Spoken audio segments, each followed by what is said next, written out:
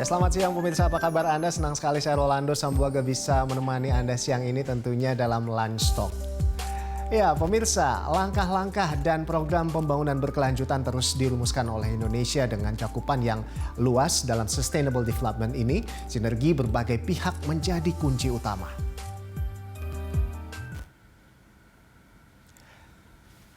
Data menjadi suatu hal yang krusial sebagai dasar merumuskan strategi, termasuk juga dalam kebijakan-kebijakan pembangunan berkelanjutan. Kita ingat bahwa beberapa kali terjadi polemik soal data antara pemerintah dan peneliti, seperti soal data orang utan, kemudian juga data kebakaran hutan dan lahan. Sains dan kebijakan diyakini harus bersifat komplementer agar tercipta sebuah kebijakan yang adil dan menyejahterakan. Pemerintah diharapkan bisa mengakomodir suara dari publik termasuk masyarakat rentan. Seperti misalnya masyarakat adat yang bisa jadi telah memiliki sebuah strategi adaptasi dan mitigasi. Konsep yang digunakan bisa jadi berbeda jauh dengan sistem ekonomi pasar karena orientasinya bukan keuntungan personal, melainkan kesejahteraan dan kebahagiaan komunal. Suara akar rumput hingga pengetahuan dari peneliti seharusnya bisa mengisi ruang-ruang partisipasi publik dalam proses pembuatan kebijakan.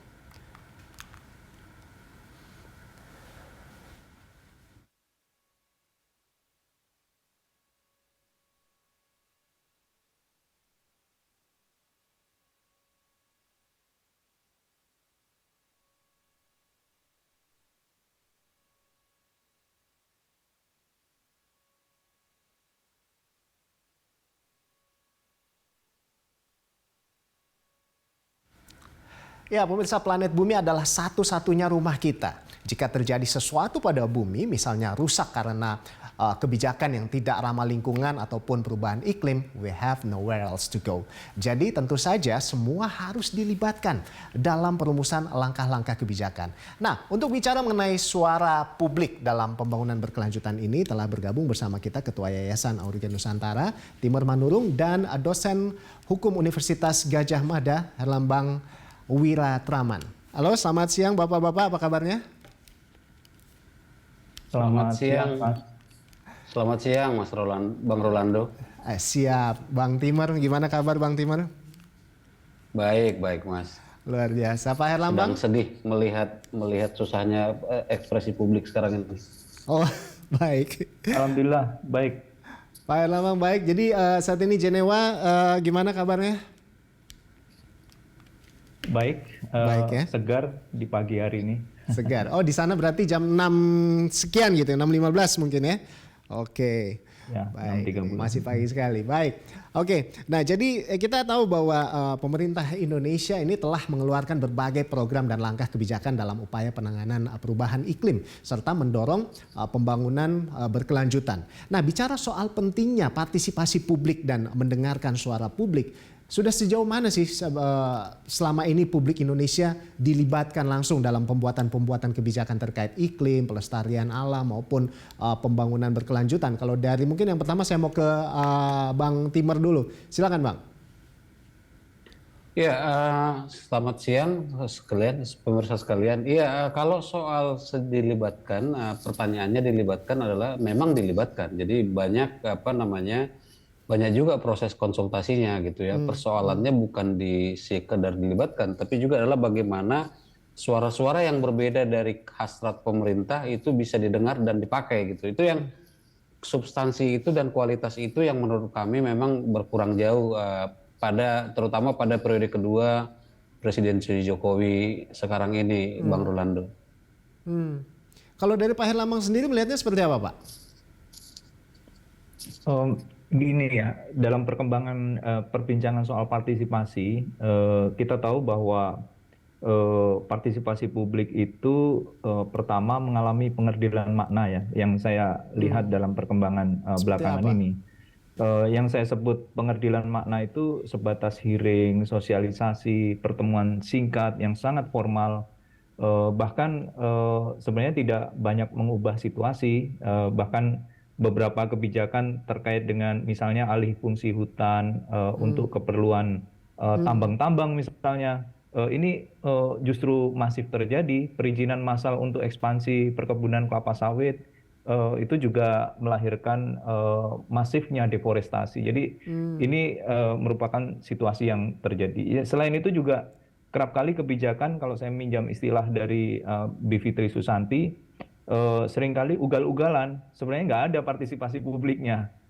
Karena alih-alih kok mau didengar ya, yang terjadi justru penyingkiran suara publik, itu yang terjadi. Jadi Anda bisa saya sampaikan bahwa Anda sama begitu ya dengan Pak Timur dan Bang Timur, bahwa masih sangat kurang begitu partisipasi suara publik dalam hal ini. Ya, masalah perubahan iklim ini kan memang masalah yang sangat besar begitu ya, berkaitan dengan bumi sebagai satu-satunya rumah kita ini Pak. Ya, kita nggak tahu kalau bumi rusak kita mau kemana nanti, mungkin ke planet lain, tapi saya nggak tahu gitu ya. Nah, intinya sinergi ini menjadi satu kunci utama. Kalau Anda berdua mungkin Bapak ini melihat idealnya bagaimana sih otoritas dan para pembuat kebijakan seharusnya merangkul dan mengakomodir suara publik. Kalau tadi kan memang seragam ya, bilang ini kayaknya sepertinya masih agak sulit itu. Artinya suara publik ini belum terangkul semuanya begitu. Seperti apa idealnya Pak?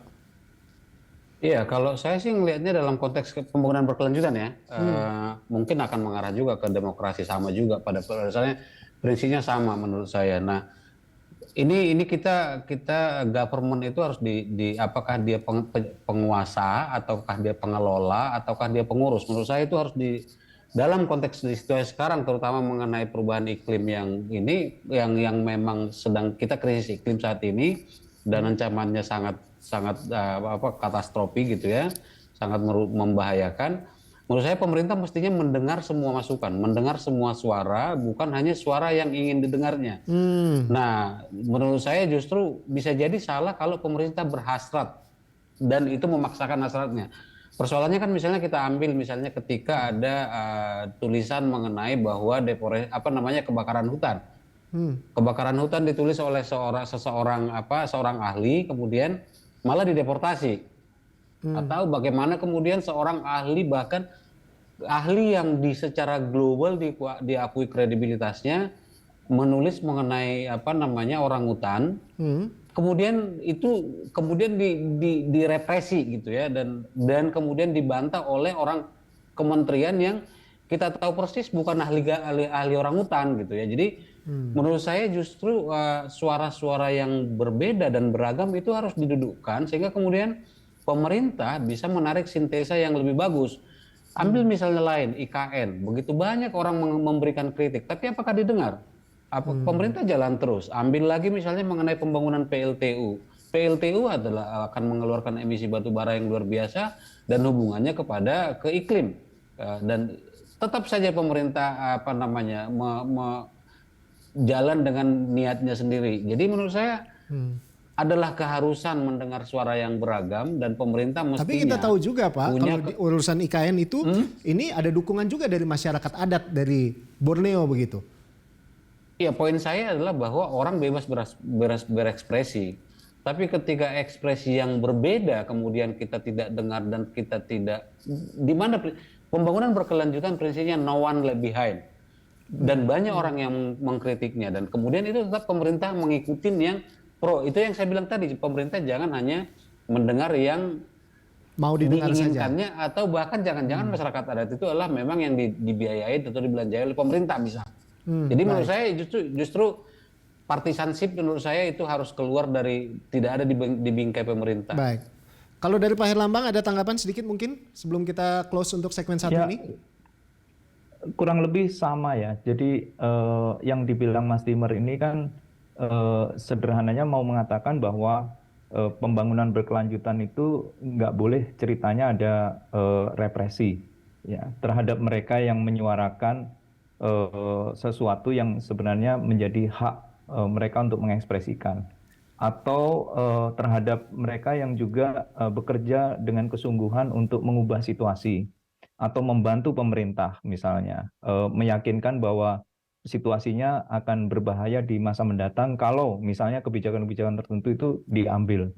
Nah, saya ingin mengatakan sinergi itu menjadi kunci sebenarnya.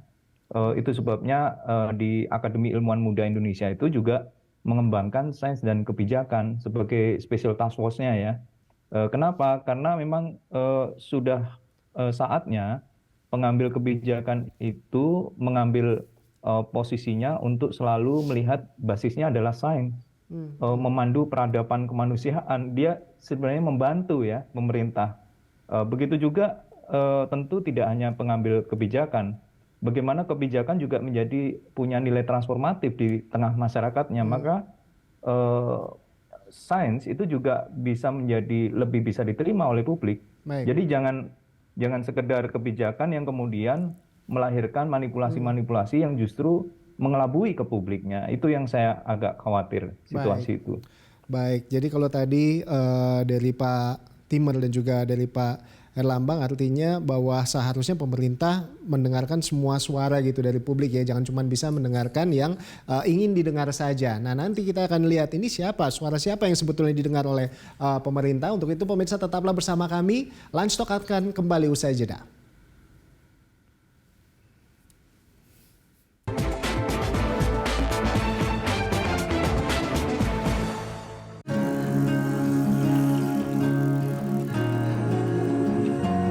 Dokter? Hei. Saat terbaik untuk bertemu dokter lagi bukanlah di rumah sakit. Untuk itu, tim dokter Siloam melakukan pemeriksaan dan diagnosis yang cermat agar Anda pulih lebih cepat. Siloam Hospitals, yang berarti segera kembali. Waktunya hujan hadiah mewah khusus untuk movie lovers. Menangkan satu Android TV Xiaomi 55 inch, satu Samsung Type S8, 11 gram logam mulia, 3 Sony Home Cinema Soundbar, 5 skincare mini fridge, ratusan voucher Häagen-Dazs dan komik kenangan, serta shopping voucher.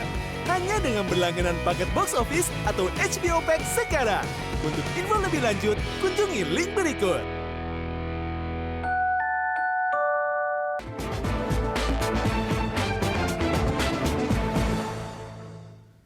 Anda kembali menyaksikan Lunch Talk, pemirsa. Indonesia punya banyak orang pintar begitu ya Bapak-Bapak. Punya banyak lembaga penelitian, NGO maupun kelompok dan komunitas yang punya awareness ini sangat tinggi dalam perjuangan menangani perubahan iklim serta pembangunan berkelanjutan. Nah, ini cukup didengarkah selama ini suara-suara publik yang masuk melalui lembaga-lembaga ini Pak? Kalau dari Pak Timur bagaimana? Belakangan sih menurut saya makin nggak didengar ya. Jadi semakin tidak didengar. Oke. Bagaimana misalnya kita lihat WWF Indonesia itu dipaksa keluar dari Taman Nasional gitu ya, dan bahkan seorang menteri menyurati kepala daerah bahkan untuk tidak untuk secara implisit mengatakan jangan bekerjasama dengan WWF Indonesia, misal. Tapi sebetulnya sering nggak sih ada forum-forum rembuk atau brainstorming dengan para pembuat keputusan itu, Pak? Iya, kalau dalam konteks di swastanya sebelumnya jadi bikin begitu itu rame memang. Jadi sering ya ada pertemuan seperti itu ya. Ada okay. dan diskursus itu pada dasarnya jalan dan kadang-kadang ya kita terpaksa menertawakan secara sedih aja situasi sekarang ini gitu ya. Nah, persoalannya di pemerintah juga sebenarnya sering kalau lihat anggaran pemerintah kan justru jangan-jangan yang paling banyak belakangan adalah anggaran keliling untuk pertemuan ke para pihak gitu ya. Pertanyaannya adalah para pihak yang mana misalnya ketika menyusun NDC misalnya dokumen yang kita serahkan ke UNFCCC ke PBB mengenai penanganan iklim gitu ya, itu apakah memang bobot diskusinya ada gitu, karena yang diundang adalah yang pro, yang kemudian yang pro atau orang-orang yang bisa kritis tapi ketika berhadapan dengan pemerintah nggak berani kritis gitu. Jadi kualitasnya kemudian jadi ya makanya kemudian dibolehkan deforestasi di Indonesia. Deforestasi bagaimana bisa kita ngomong ke dunia, kita masih boleh deforestasi gitu ya. Nah begitu-begitu nih, jadi forumnya banyak Mas, ada, tapi persoalannya kualitasnya dan yang paling penting adalah apakah itu didengarkan atau dipakai oleh pembuat kebijakan. Nah itu yang paling kosong. Paling baru misalnya kita lihat, bagaimana orang pesepeda Greenpeace ke Bali nggak boleh bahkan gitu ya. Masa bersepeda aja nggak boleh hanya untuk menyuarakan. Padahal jalan damai banget tuh. Dengan cara apa sih pemerintah kita? Masa harus kan nggak mungkin kita pakai kekerasan misalnya gitu. Jadi artinya semakin kesini itu suara publik semakin tidak didengar, termasuk dengan lembaga-lembaga yang tadi saya sebutkan itu, Pak. Baik. Makin represif dan makin anti sains. Karena gini Mas. Jadi kita melihat kebetulan Auriga punya platform namanya environmental defender, pembela lingkungan. Kalau dilihat tahun demi tahun, buka aja di environmentaldefender.id, tahun demi tahun kekerasan terhadap pembela lingkungan makin tinggi dan terutama kriminalisasi. Oke. Baik. Tahun ini kita kita masih di bulan November, jumlah kriminalisasi dan atau kekerasan terhadap pembela lingkungan tahun ini sudah lebih banyak dari angka tahun lalu. Jadi meninggi terus. Berkembang lebih banyak dari angka tahun lalu begitu. Nah ini kalau kita bicara lagi soal suara publik, ini kerjasama lintas negara tentunya bukan hal yang asing begitu ya Pak ya. Nah belum lama ini Kementerian LHK ini mencekal 5 orang. Kita tahu ini peneliti asing dan mereka bahkan kemudian masuk ke dalam daftar tangkal. Nah bagaimana melihat ini secara hukum? Mungkin kalau Pak Herlambang seperti apa Pak? Iya, kasus yang terjadi pada Profesor Eric Meyer itu menyiratkan 2 hal. Yang pertama, kebijakan tersebut merupakan keputusan administratif ya atau tata usaha negara. Artinya harus bisa dimintakan pertanggungjawaban dari sudut apakah kebijakan tersebut bertentangan dengan undang-undang atau peraturan undang-undangan atau juga apakah bertentangan dengan asas-asas umum pemerintahan yang baik. Nah, kalau kita simak undang-undang atau peraturan perundang-undangan, kita lihat ada standar hukum HAM. Perlindungan kebebasan ekspresi, berpendapat, termasuk scientist freedom, itu sebenarnya dijamin di dalam sistem hukum HAM, termasuk kalau kita merujuk pada undang-undang tentang ratifikasi hak ekonomi sosial budaya, kaitannya dengan perlindungan kebebasan akademik. Kaitannya dengan asas-asas umum pemerintahan yang baik, pertanyaannya adalah apakah ini cerminan dari kepastian hukum? Karena seperti yang Erik sampaikan di dalam diskusi kerjasama ALMI dan KIKA kemarin, siapa yang dicekal? Atas dasar apa? Ada nggak penjelasan resminya? Apa alasannya? Erik nggak tahu. Eric Meyer nggak tahu, bahkan dia nggak menerima suratnya. Belum lagi asas keadilan, asas kemanfaatan, dan seterusnya. Yang kedua, yang mau saya bilang, saya kok agak khawatir ya, apa yang terjadi belakangan ini seperti apa yang dibilang oleh Brett Allenby itu sebagai scientific elitism, atau bahkan lebih khawatir lagi adalah science denial. Jadi itu kata Sinatra dan Hoover yang sebenarnya menunjukkan bahwa ini hanya situasi yang hanya mungkin terjadi dalam situasi rezim yang suka produksi kebohongan. Nah, saya khawatir arahnya ke sana nanti, gitu. Itu justru mengganggu proses-proses upaya pemajuan ilmu pengetahuan. Nah, ini bagaimana juga ini akan berpengaruh dalam penyuaraan masukan-masukan begitu terhadap kebijakan otoritas, mengingat sebagai peneliti ini kan seharusnya mereka memiliki banyak input ya dari riset-riset yang dijalankan. Pak Timur seperti apa melihatnya? Benar. Ya, justru itu habitus itu kan menjadi sebuah penting ya, kondisi habitatnya menjadi penting, dan itu yang tidak kita punya saat ini. Ketika misalnya intervensinya lewat rektorat misalnya gitu, kemudian membuat akademisi juga kehilangan keberanian berekspresi gitu ya. Kita bersyukur Mas Herlambang dan kawan-kawan masih berani dan mau. Tapi persoalannya kemudian adalah bahwa represi itu makin nyata gitu ya, dan kualitas ekspresinya yang kemudian yang terjadi kemudian adalah pemerintah hanya mendengarkan pakar-pakar yang ingin didengar oleh pemerintah, sehingga kemudian yang terjadi adalah orang pun mencoba menjadi asal pemerintah senang, sehingga kemudian kualitas, dan ini kita ngomong bicara iklim, bicara masa depan kita nih, kita masa butuh depan kualitas umat manusia, tindakan gitu, ya. Pemerintah. Jadi ini bukan semata untuk pemerintah, tapi untuk kita. Jadi kita perlu kemudian menyampaikan protes kita ke pemerintah, dan kemudian bahwa pemerintah salah. Menurut saya harus sudah di level sana, dan kemudian ya ini menurut saya lagi-lagi Mas, ini menurut saya perlu ke depan, mudah-mudahan presiden mendatang memasukkan unsur kematangan mental bagi siapapun menteri kabinet nanti, karena menteri-menteri yang baperan itu menurut saya nggak usah ada gitu ya. Harus lebih tegas lagi ya, harus lebih berani lagi menyuarakan terkait dengan hal ini. Baik Pak Timur dan Pak Herlambang, kita masih akan kembali usai jeda. Untuk itu pemirsa tetaplah bersama kami. Lunch Talk akan segera kembali usai komersial berikut ini.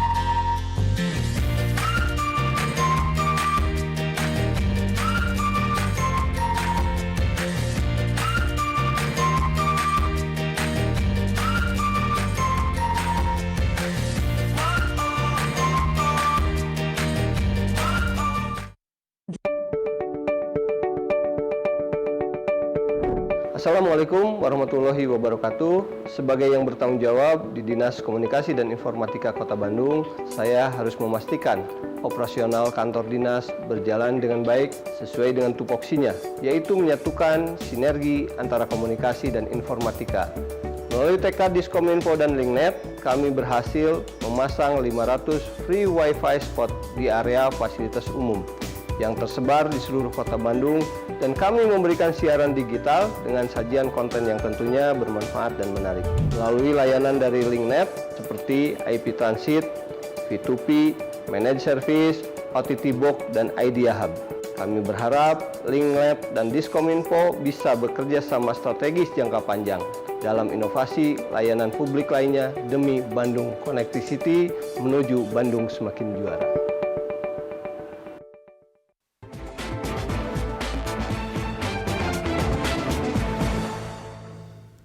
Anda kembali menyaksikan Lunch Talk pemirsa dan masih membahas terkait dengan suara publik dalam pembangunan berkelanjutan. Ya, dalam Undang-Undang Nomor 11 Tahun 2019 diatur adanya sanksi bagi peneliti asing yang melanggar ketentuan. Nah, bagi peneliti asing yang melakukan kegiatan penelitian di Indonesia tanpa izin misalnya, ini akan dikenai pidana denda hingga paling banyak 4 miliar rupiah. Belum lagi sanksi administratif mulai dari masuk daftar hitam asing yang melakukan kegiatan litbang, pengkajian dan juga penerapan iptek. Nah, ini bagaimana menanggapi poin-poin ini? Pak Herlambang, silakan Pak. Tentu terlalu jauh ya. Dari awal undang-undang ini disahkan, saya membuat tulisan khusus ya untuk Undang-Undang 11 tahun 2019 ini. Kenapa? Pertama, kita ini tahu memang kebebasan akademik, ya, kebebasan ilmuwan itu memang derogable rights. Dia memang bisa dibatasi. Hak-hak yang memungkinkan adanya pembatasan-batasan termasuk instrumen perizinan. Tapi pertanyaan kemudian adalah bagaimana standar hukum pembatasannya? Apakah mekanismenya sesuai dengan standar, misalnya merujuk pada kovenan tafsir pembatasan Siracusa Principle, misalnya prescribed by the law, dinyatakan tegas secara hukum, memenuhi tujuannya atau legitimate aim, necessary atau proporsional, memang diperlukan dan proporsional. Nah, yang kedua, poin yang saya mau bilang, pembatasan yang dilakukan dalam rangka seharusnya tujuan utama memajukan iptek, mendorong peradaban kemanusiaan, atau sains berfungsi memandu kebijakan yang lebih tepat untuk menghadapi perubahan-perubahan yang sedang dihadapi umat manusia. Nah, masalahnya sekarang, fungsi hukum administratif itu seharusnya fungsi yang memberikan perlindungan rakyat, bukan sebaliknya. Fungsi perlindungan korporasi, fungsi perlindungan investasi, atau bahkan jadi alat represi, fungsi administratif itu. Ini yang saya lihat dari kasusnya Ekman, yang kebetulan dilebur dalam BRIN, yang hasilnya justru sekarang, mari kita lihat apa yang terjadi.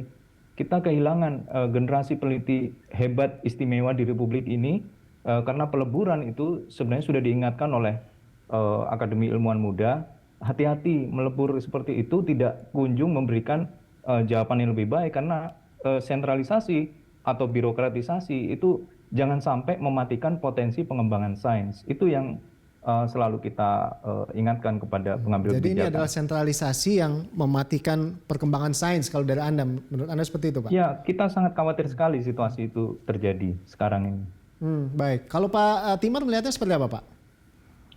Iya, menurut saya kalau tadi Bang Rolando menyebut aturan tadi, saya menunjukkan itu penyakit akut di pembuat hukum kita, lawmaker kita gitu ya, bahwa bagaimana hukum itu tidak dibangun untuk mengkondisikan sesuatu yang lebih produktif, tapi untuk mengkerangkeng, sehingga niatnya adalah menghukum gitu. Jadi yang dikedepankan adalah hukumannya, sehingga kemudian membuat orang takut meneliti. Dan pada realitasnya kemudian Indonesia kemudian lihat saja kemudian kualitas atau jumlah hasil-hasil risetnya di jurnal akademik kita termasuk yang rendah gitu ya. Bagaimana? Karena apa? Karena kita kebiasaan mengkerangkeng dan melarang, membatasi jadinya. Harusnya menurut saya justru didorong kalau memang mau dibikin aturannya lah aturan yang bagaimana mensubsidi misalnya, bagaimana menyediakan infrastruktur gitu. Jadi ini bukan yang seperti yang apa namanya sampai denda miliaran rupiah. Menurut saya peneliti itu kan bukan orang-orang kaya gitu ya, dan mereka kalau memang penelitian dia nggak arahnya komersil, membayar saya jadi nggak mampu itu. Nah, menurut saya ini dan di sektor kehutanan atau sumber daya alam lingkungan hidup itu juga sama. Kita misalnya Auriga punya kerjasama misalnya dengan Brasil untuk kita memetakan tutupan hutan tropis, atau dengan teman-teman di Stockholm atau di Oxford memetakan supply chain sawit. Kalau kemudian kita di kerangkeng seperti itu, ini data itu jadi nggak akan ada. Sementara kita tahu persis misalnya bahkan data sawit Indonesia, pemerintah sampai sekarang nggak punya. Kalau nggak kemudian kita bantu atau masyarakat sipil bantu, nggak akan ada misalnya illegal logging dulu. Kalau nggak ada gerakan dari non pemerintah, termasuk akademisi, nggak akan jadi juga. Jadi menurut saya justru pemerintah dan lawmaker ya terutama ya, itu menurut saya membuat kita malah setback, membuat kita mundur ke belakang. Harusnya kita lebih banyak menerima riset, menerima informasi, masukan-masukan lebih banyak lagi begitu ya Pak ya. Nah baik. Iya, nah, ini dan dalam konteks Indonesia, karena kita termasuk pemain global mestinya, tapi sekarang kita setback lah, lagi-lagi ya pemerintah kita sedang mengisolasi. Mestinya kita juga mendorong peneliti Indonesia meneliti di luar negeri. Jadi kita justru harusnya lebih membuka diri dan juga lebih kepada bukan ekspansif tapi kemudian lebih kepada melihat dunia, karena kita jangan-jangan kata dalam tempurung di Indonesia ini gitu. Baik. Nah ini kita nggak punya waktu banyak, mungkin saya mau langsung ke closing statement dari Pak Herlambang, mungkin silakan Pak, closing statement dari Anda. Iya, sedikit hal yang saya mau bagi ya, mudah-mudahan ini justru bermakna, karena kebetulan baru pulang dari perjumpaan di Arizona, pertemuan ilmuwan muda di seluruh dunia minggu lalu, dan dari sana saya belajar bahwa negara-negara yang maju ilmu pengetahuannya itu jelas menyediakan ekosistem riset yang kuat dan tangguh, difasilitasi negara, bukan dikendalikan ya. Selain itu mereka memperlakukan jaminan perlindungan kebebasan ilmuwan, baik itu life sciences, social sciences, ataupun bidang lainnya. Dan kini semua menjadi lebih terbuka karena tujuannya adalah perlu membangun ekosistem riset yang sehat untuk merespon lanskap penelitian yang berkembang, mendorong pemikiran, kolaborasi, open access, inklusi, itu menjadi kekuatan yang sekarang bekerja dari lokal sampai tingkat dunia. Jadi mudah-mudahan kita bisa mengikuti jejak negara-negara yang begitu advance ya, seperti Amerika, Inggris, Jerman, dan beberapa negara lain yang punya iklim lebih baik. Mudah-mudahan begitu ke depan. Baik. Kalau Pak Timur, silakan Pak, closing statement dari Anda. Iya, kita lihat sekarang misalnya kita banyak inisiatif global sebenarnya yang terhenti karena kemudian kita menutup diri. Misalnya ada LIP yang sebenarnya mau membantu, banyak negara mau membantu kemudian pengurangan deforestasi. Sekarang kita di COP, kemudian kita bahkan tidak ikut tanda tangan World Climate Leaders gitu ya. Jadi menurut saya ini praktek yang begini justru membuat Indonesia makin terbelakang, makin terisolir, dan kemudian kita tiba-tiba kemudian harus menerima pulau-pulau luar yang terendam segala macam karena perubahan iklim. Menurut saya ini ke depan adalah harusnya pemerintah lebih membuka diri, lebih menerima, kemudian membangun ekosistem riset. Dan juga membangun sama seperti Mas Herlambang tadi memberikan membangun infrastruktur sehingga kemudian kualitas kebijakan publik, karena ujungnya di kebijakan publik juga, dan kita sebagai warga negara yang membayar pajak akan menikmati atau terdampak oleh perubahan iklim itu. Baik. Ya baik, tentunya memang kita tentunya berharap terkait dengan suara publik dalam pembangunan berkelanjutan ini pemerintah bisa mendengarkan semua suara ya, tidak hanya ingin mendengarkan yang pengen didengar saja, dan tentunya kita juga berharap negara bisa menjadi bisa menyediakan ekosistem riset yang kuat dan juga tangguh terkait dengan pembangunan berkelanjutan ini. Terima kasih banyak Pak Timur Manurung, Ketua Yayasan Auriga Nusantara, dan juga Pak Herlambang Wiratraman, dosen hukum Universitas Gadjah Mada, sudah bergabung bersama kami di Lunch Talk. Salam sehat senantiasa dan semoga bumi kita juga lebih sehat ke depannya. Makasih Bang Rolando, makasih. Baik, pemirsa, demikianlah Lunch Talk hari ini. Terima kasih atas kebersamaan Anda. Saya Rolando Sambuaga undur diri. Sampai jumpa. BTV Bersatu Menginspirasi.